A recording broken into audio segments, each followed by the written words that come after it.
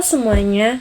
Nah, pada kesempatan kali ini, kelompok 2 dari kelas B akan memberikan sebuah rancangan solusi ya dari permasalahan penyalahgunaan AI yang dimana terlebih khususnya itu ada pada copy paste atau salin tempel dalam mengerjakan suatu karya menggunakan bantuan AI. Nah, saat ini internet dan teknologi ini sangat pintar.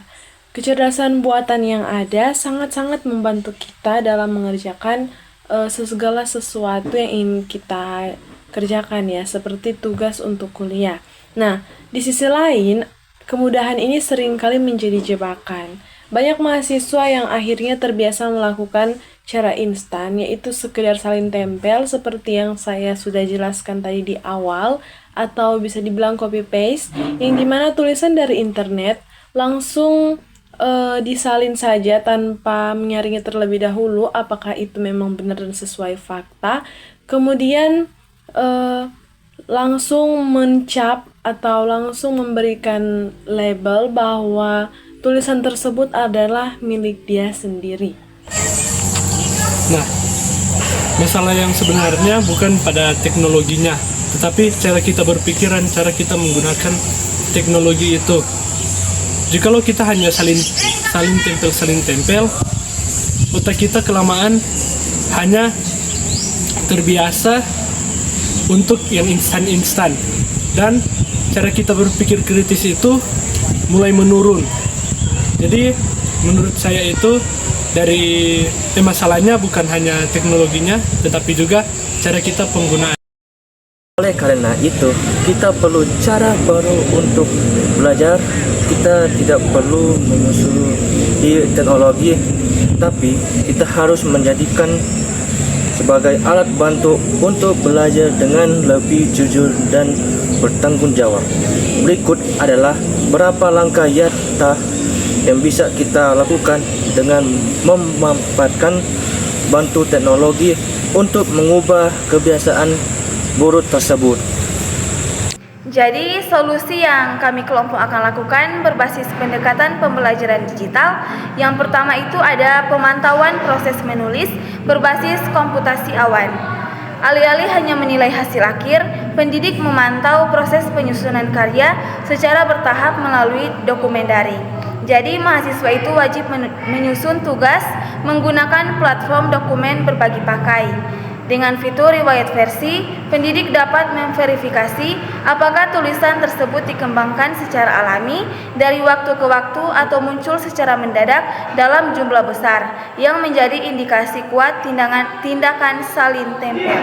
Baik, yang kedua yaitu integrasi sistem manajemen pembelajaran dengan uji keaslian, yaitu memanfaatkan teknologi untuk melakukan penyaringan otomatis terhadap setiap karya yang dikumpulkan.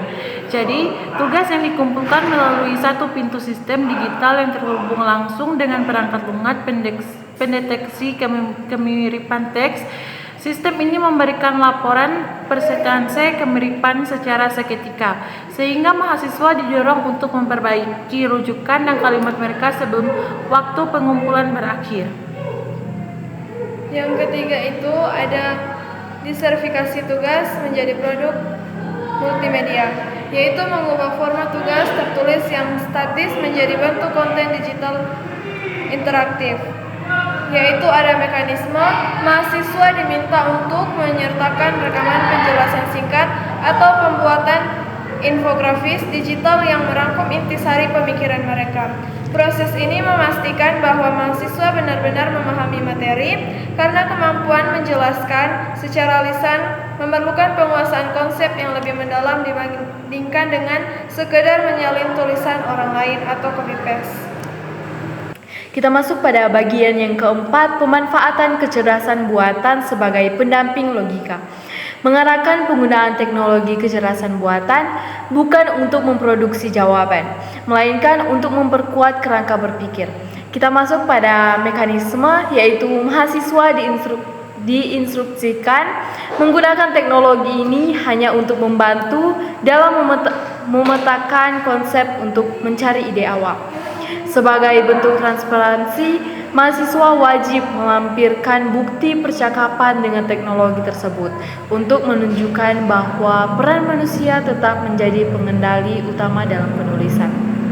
Selanjutnya kita masuk pada nomor 5 yang dimana penilaian sejawat secara digital. Membangun budaya integritas melalui pengawasan antara sesama mahasiswa dalam ekosistem digital, yang dimana mekanisme yaitu melalui platform diskusi daring, mahasiswa diberikan tugas untuk saling meninjau dan memberikan masukan terhadap karya rekan mereka secara anonim.